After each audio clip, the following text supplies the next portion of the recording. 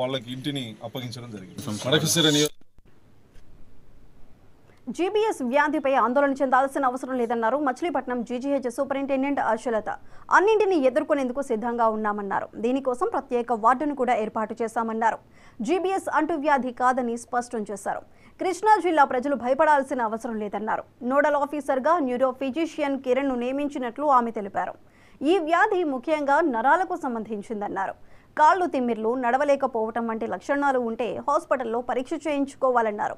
ప్రాథమిక స్థాయిలో వ్యాధి లక్షణాలు గుర్తించి చికిత్స తీసుకోవాలన్నారు. ఇప్పటి వరకు కృష్ణా జిల్లాలో ఇటువంటి కేసులు నమోదు కాలేదన్నారు డాక్టర్ ఆశలత. వ్యాధిని ఎదుర్కోవటానికి ప్రభుత్వ సర్వజన హాస్పిటల్ వైద్యులు సిద్ధంగా ఉన్నారన్నారు.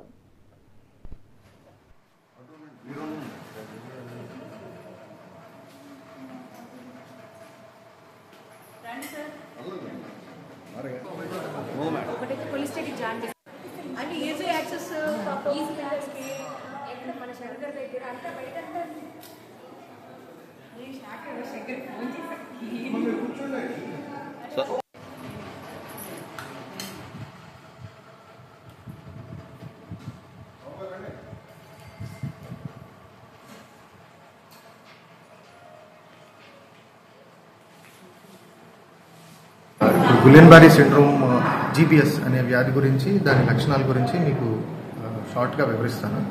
ఇది మనకి జనరల్గా వచ్చే రోగం గ్యాస్ట్రోఎంటరల్ జిఐ ఇన్ఫెక్షన్. అంటే మనకి కడుపులో కొంతమందికి లూజ్ మోషన్స్ బ్యాక్టీరియా వచ్చిన తర్వాత ఒక 2 వారాల తర్వాత కొంతమందిలో వచ్చిన అందరిలో రాదు, కొంతమందిలో యాంటీబాడీలు ప్రొడ్యూస్ అవటం వల్ల కాళ్ళు చేతుల్లో ఉన్న నరాలన్నీ దెబ్బతింటాయి.